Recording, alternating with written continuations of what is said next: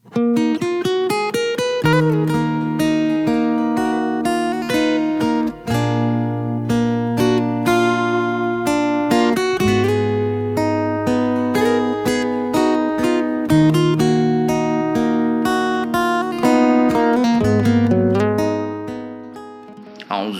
minasyaitonirrajim.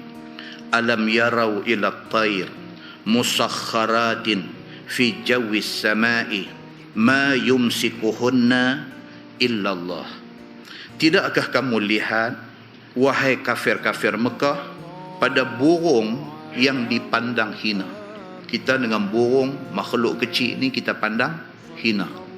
Tidakkah kamu lihat, Tuhan kata kepada orang kafir Mekah, tidakkah kamu lihat kepada burung yang Allah buat, yang mana burung ini makhluk kecil yang kamu pandang hina kepada burung ini? Tidakkah kamu lihat kepada burung itu, terbang ia di langit, tiada yang memegang akan dia, melainkan Allah Subhanahu wa ta'ala jua yang kontrol dia dengan kudrat Allah Subhanahu wa ta'ala. Tuhan suruh tengok. Sebelum ni tuan-tuan, kita baca ayat yang sebelum ni. Tuhan kata wa ja'ala lakumus sam'a wal absar wal afidah la'allakum tashkurun. Satu doktor telefon saya, Masya Allah Ustaz, dia kata, Ustaz, ayat yang Ustaz baca di masjid, apa tu saya tengok dalam Zoom kuliah, dia kata, Ustaz baca ayat tu, Ustaz, kami doktor, dia kata, Allah sebut benda tu, dia kata memang itulah sequence ataupun urutan perkembangan deria manusia. Saya kata ayat mana satu? Ayat yang Ustaz baca, dia kata Allah sebut, kata manusia Allah bagi as-sama, pendengaran, kemudian Allah bagi al-absar, penglihatan, kemudian Allah bagi afidah, bagi hati, ataupun setengah orang kata afidah, hati itu ialah fikiran. Ustaz, dia kata perkembangan budak janin dalam perut mak memang ikut urutan itu, dia kata. Subhanallah. Rupanya tuan-tuan, Allah dalam nak turunkan kalam dia, ni Quran ini kalam Allah, dia nak turun ni, dia bukan turun sembrono, dia turun tu dia mengambil kira semua benda. Manusia ni, dia kata sejak daripada dalam perut mak, baby sejak daripada dalam perut mak, Allah bagi dekat dia as-sama, dengar. Dia mendengar, dia berkomunikasi di antara mak dia dengan dia dalam perut ni. Sains membuktikan benda ni. Baby duduk dalam perut tu, mak duduk bercakap tu, sambil duduk urut perut tu, mak duduk bercakap, mak duduk kata esok keluar jadi anak saleh, dia dengar.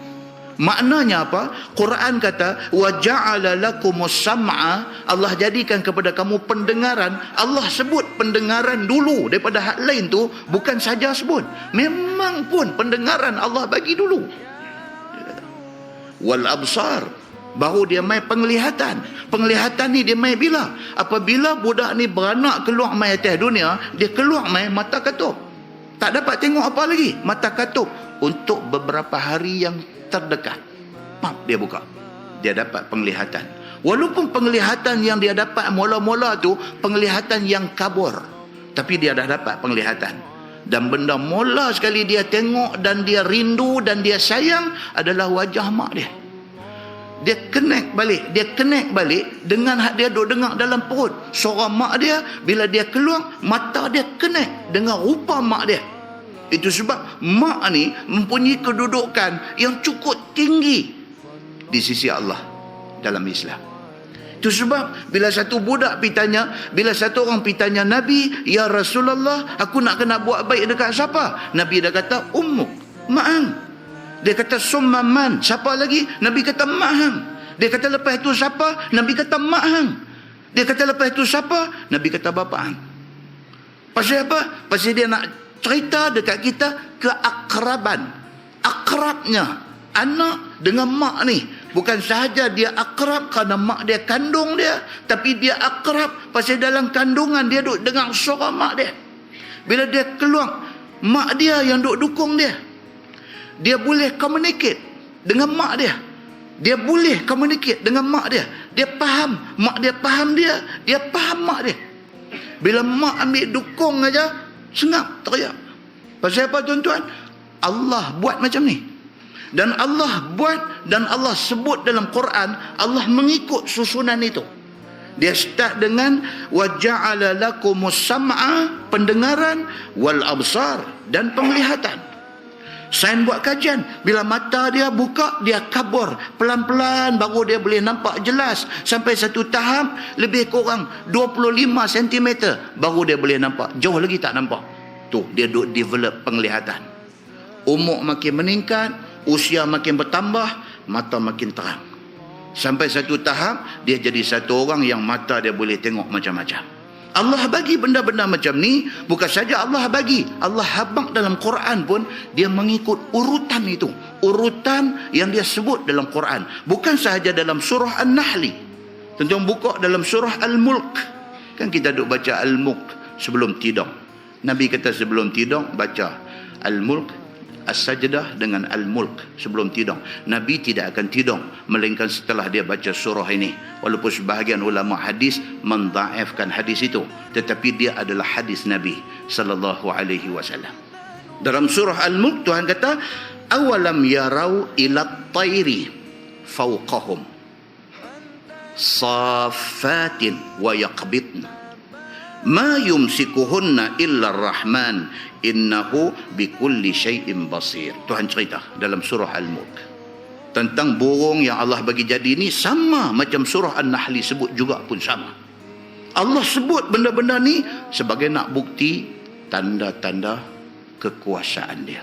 Dan Allah ulang lagi dalam surah An-Nahli ni, alam yarau ila tayri musakhkharatin fi jawis sama' ma yumsikuhunna illallah. Tidakkah kamu wahai kafir Mekah tengok kepada burung yang hampa duk pandang hina? Burung ni kita pandang hina. Pasal kita pandang hina tu, kita duk terbih dia masa kecil-kecil dulu.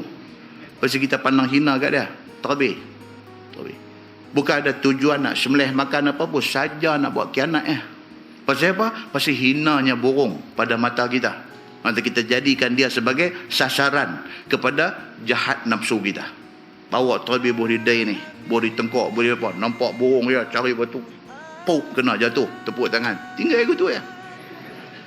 Pasal apa tu yang pergi buat macam tu? Pasal Allah sebut dalam Quran, manusia ni dia tengok burung ni musakharat, dia melihat burung ini dengan pandangan hina. Burung yang hampa duk pandang hina tu, Tuhan kata, hampa tak fikir ke yang dia boleh duk terbang tak jatuh tu? Pasal apa tak jatuh? Tuhan kata, pasal aku tak nak dia jatuh, maka dia tak jatuh. Burung yang sekecil itu pun boleh terbang ataupun boleh jatuh atas kehendak Allah. Demikian hal dengan kapal terbang, dengan helikopter, dengan segala bagai benda ni. Dia nak terbang selamat dengan dia nak crash, jatuh atas kehendak Allah Subhanahu wa ta'ala. Tuan, sebelum satu-satu kapal terbang ni, berapa ramai engineer pergi cek? Bukan seorang.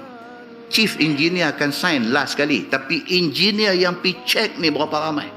Hak cek bahagian minyak-minyak saja, hak cek bahagian kompresor aircon, kompresor yang semua benda ni, tiap-tiap part, tiap-tiap komponen itu ada engineer dia. Semua mai bagi report dekat chief engineer, semua kata okey. Chief engineer pergi lagi double check semua okey. Dia sign, kata okey, boleh terbang. Terbang failure. Enjin sebelah terbakar. Dah nak turun dah, tayar tak boleh buka keluar. Macam-macam boleh jadi. Sedangkan benda tu dah dicek. Pasal apa jadi? Pasal benda ni tertakluk kepada kehendak Allah Subhanahu wa ta'ala. Macam mana burung yang halus itu, dia boleh terbang ke tak boleh terbang atas izin Allah. Demikianlah dengan benda-benda yang manusia cipta. Boleh terbang tak boleh terbang adalah dengan kehendak Allah Subhanahu wa ta'ala. Firman Allah, inna fi dzalika laayatin liqaumin yu'minun. Bahwasanya pada yang demikian itu ada beberapa alamat atas kekuasaan Allah Subhanahu wa ta'ala dan juga atas kudrat Allah Subhanahu wa ta'ala bagi kaum yang beriman dengan Allah, yang menjadikan burung itu boleh terbang dan menjadikan lapangan untuk burung itu terbang, dan juga yang memegang burung itu supaya tidak jatuh ke atas bumi. Itu semua kerja Allah Subhanahu wa ta'ala.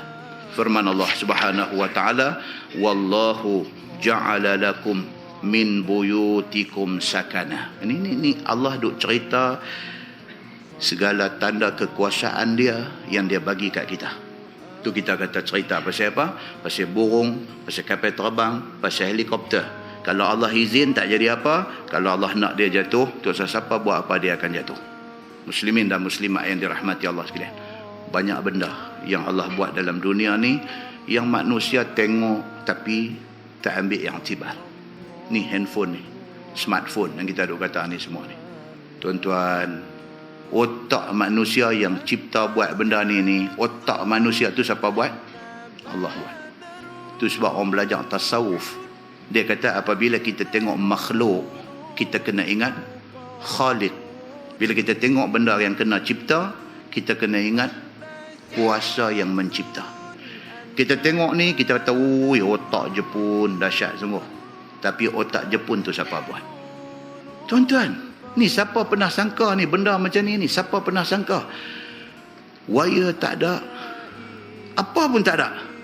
Boleh bercakap daripada Simpang 4 Matang Buluh, cakap dengan anak duk buat medik di Ukraine.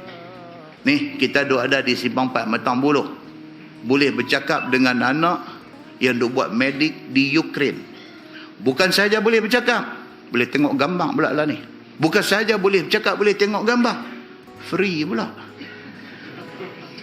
Dengan wifi yang duk ada lah ni. Pasang seketir dalam rumah, bubuh satu modem, wifi duk jalan dalam rumah, anak duk di Ukraine ni, boleh duk angkat tengok lagu tu. Dia boleh gelak, dia kata, ayah awak tak pakai baju. Boleh nampak sampai macam tu.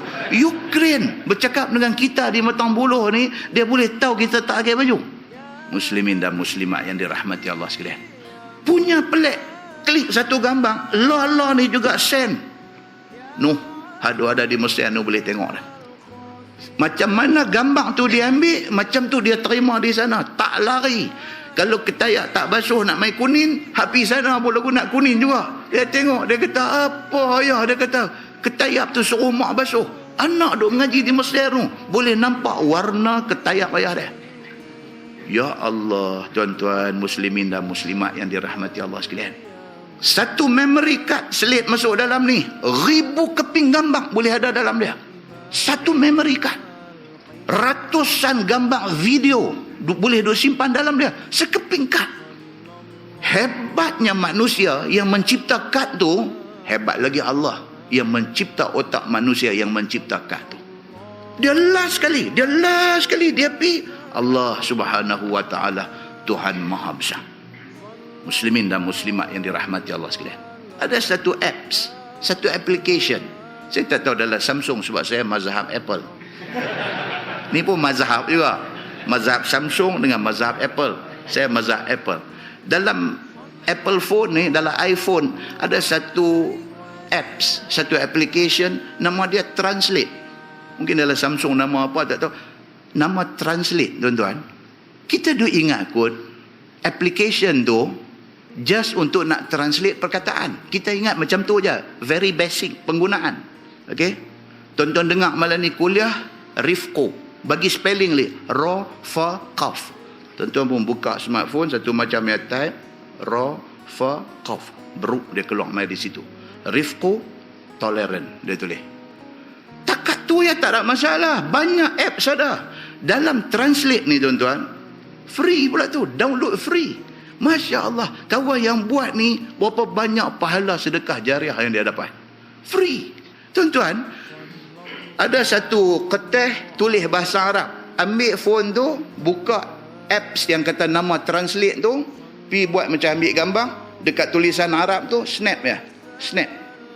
Dia scan tulisan tu, rup, rup, rup, dia bagi makna dalam bahasa Melayu. Apa jenis otak manusia ni yang pi buat benda ni?